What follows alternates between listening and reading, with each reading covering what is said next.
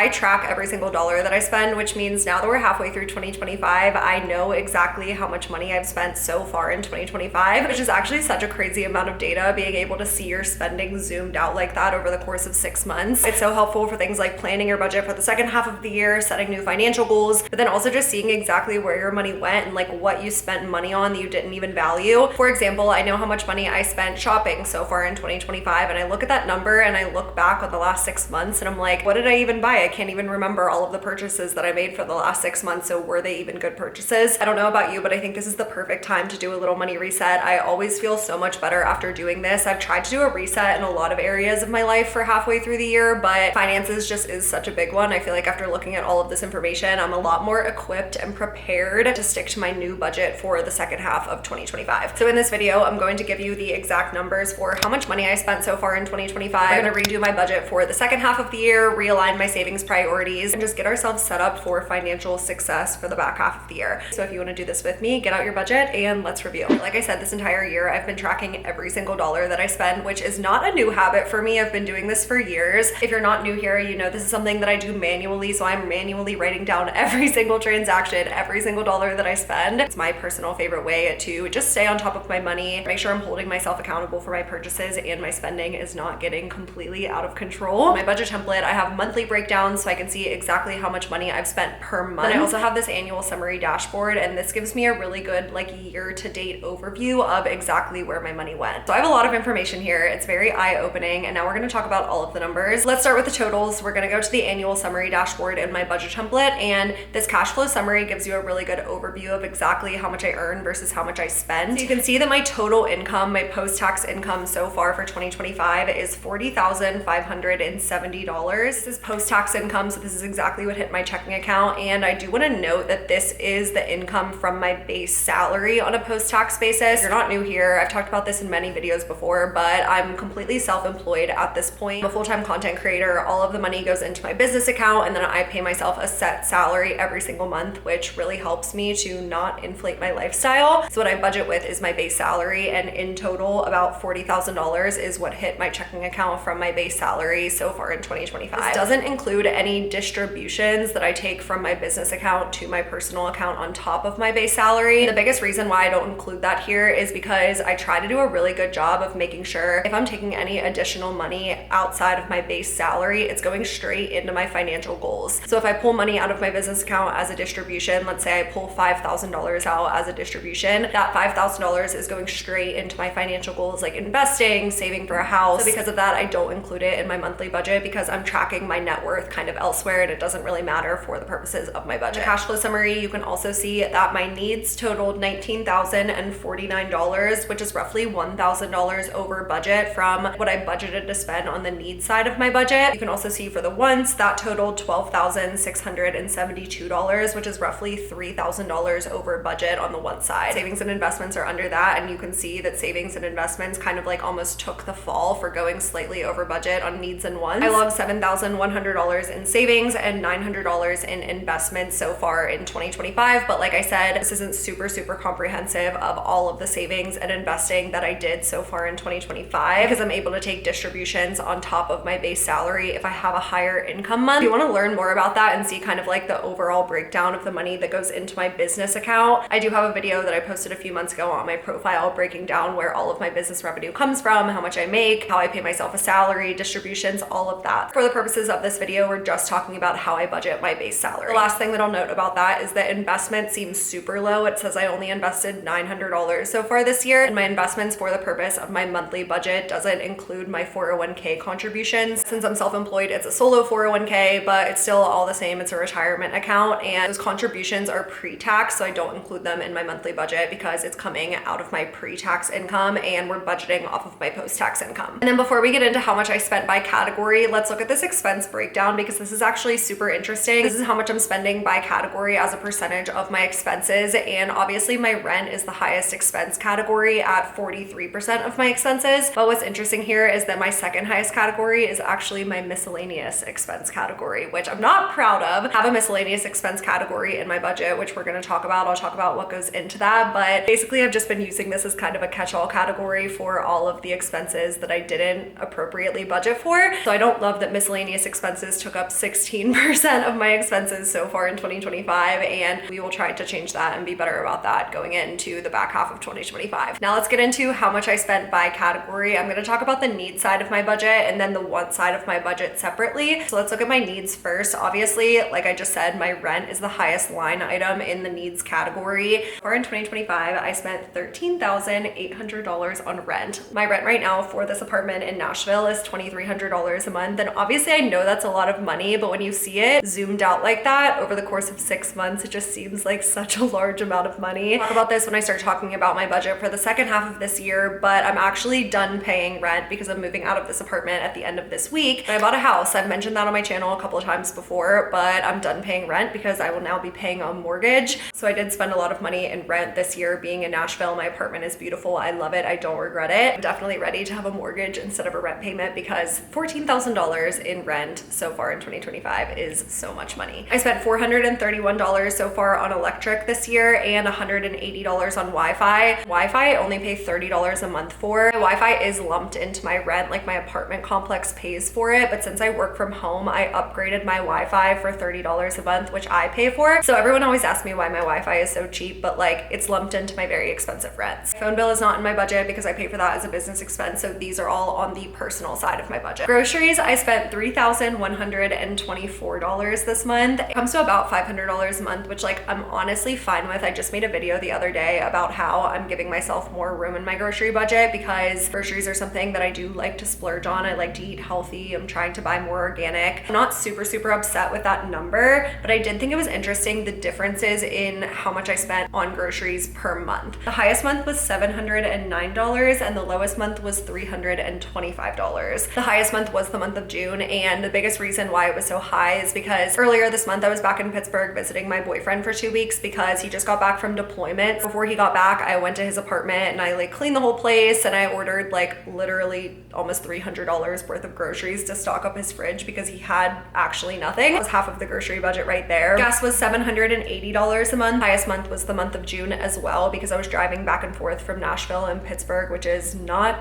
a quick drive. I also lumped a bunch of parking expenses into my gas category in the month of June because I was at my boyfriend's apartment for 2 weeks and he lives in the city and his parking garage is so insanely expensive. It's insane. So I think probably $200 of that $300 is on parking, not gas. Insurance, I spent $720 so far this year. So this is only between pet insurance and renter's insurance. I have 2 different policies for Bella. One is like a typical pet insurance policy, like accident and illness. So I pay a monthly subscription at her primary care vet. Between those two, it's about $100 a month, and then I spend $24 on renter's insurance. Car insurance, we're gonna talk about that when I talk about my miscellaneous expenses because I pay my car insurance semi-annually, and so since it's only once every 6 months, it's not really in my monthly budget and I didn't save for it, so I just threw it into the miscellaneous expense category for the month that it hit, and that means the $720 is strictly between pet insurance and renter's insurance. Health insurance can also be billed through my business, so that doesn't get included in my monthly budget as well. Let's go to the want side of the budget, which is probably the more interesting side of the budget because these are all the fun things. Food and drinks is the first category. This is strictly for like going out to eat. Obviously this doesn't include groceries. It's all like restaurants and then going out to the bars. In the first half of the year, I spent $2,403. There was like a big variation in the months as well, which definitely makes sense. I feel like in the winter, I don't do a ton of going out to eat. I also never really get takeout by myself. As we got closer to the summer months, I was definitely started to go out more. Which is fun, and I would rather use that budget for like going out and socializing with my friends rather than just getting takeout because I'm too lazy to cook. Shopping, I'm not actually super upset with this amount either. I spent $1,974 with the lowest month being $133 and the highest month being $616. Not necessarily upset with the number because less than $2,000, that's actually not bad for 6 months. I think my problem with it is if I think back over the last 6 months, I can't really account for what all of those purchases are. I know 1 month in the spring, I spent around $400 getting a bunch of spring clothes. So like I do remember one big shopping trip, but other than that, it's not like I look back over the last 6 months and be like, oh, I bought like X, Y, and Z things that I really love. So I think that's my problem with it. And I would love to find a solution for the second half of this year and like going into 2026 where I'm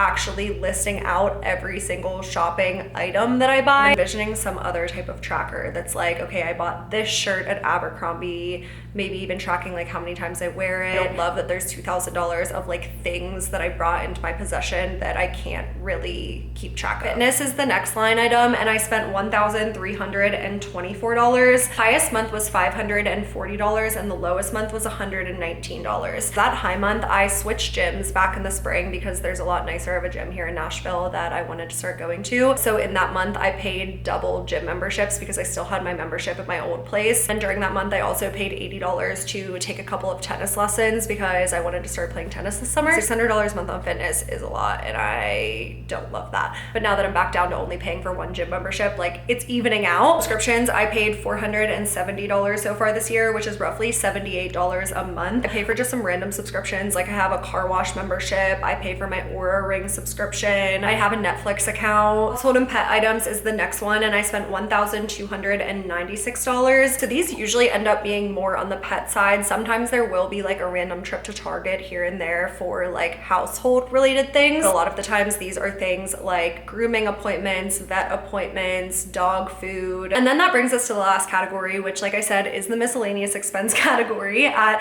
$5,205. Like I said, the miscellaneous expense category being this high is honestly just due to like poor planning on my part, because a lot of these things that I logged in this category were things that were like bigger expenses that I knew were coming up that I didn't appropriately save in advance for, so that I had the money there when the expense came up. I'll use the example with my car insurance because my car insurance hit back in March for $866. What I usually do is, because I know that's going to come up every 6 months, is I'll put a little bit of money into a savings account for my car insurance so that when that expense does come up, I have the money in a savings account ready to pay for it. But I didn't do that. I've just been kind of like worried about the move and like saving all of my money for the move that I wasn't really thinking about anything else. It's like my car insurance. The other big one was paying for dog sitters because I did a decent amount of travel in the first half of this year, mainly for work related things. And then the other one was travel. That was a decent amount of this. I have a travel sinking fund in my high yield savings account, which basically means that I've been putting a little bit of money aside every single month to save for travel. But at the beginning of this year, my boyfriend and I decided that we wanted to take a big trip this summer, which is actually coming up in a couple of weeks. I want to use my travel sinking fund for like anything small, like a small weekend trip earlier this year, because I wanted it in there for this bigger trip. So my solution was to just throw it into the miscellaneous expense category and worry about it later. Other small things that I put in here are things like Ubers, doctor's appointments, credit card annual fees, oil change. Now that we looked at all of my spending, let's talk about some of the things that are coming up in my life for the rest of this year before we start talking about how I'm going to budget for the second half of 2025. The first one, like I said earlier, I am actually moving out of my Nashville apartment at the end of this week, which is like so crazy for me to say because I feel like I was just posting my apartment tour video on here not that long ago, and now I'm moving out. But I'm moving out at the end of this week and I'm driving back up to Pittsburgh. The reason why I'm leaving right now, which is a couple weeks early before my lease is up, is because my boyfriend and I are actually taking a 2-week trip to Japan. Since the beginning of 2025, my boyfriend and I have been talking about wanting to take a big trip. So a couple of weeks ago, we bit the bullet and just booked a 2-week trip to Japan. The biggest reason for that is because my boyfriend just got back from deployment and he doesn't have to go back to work until August. So we had a couple of weeks to take a big trip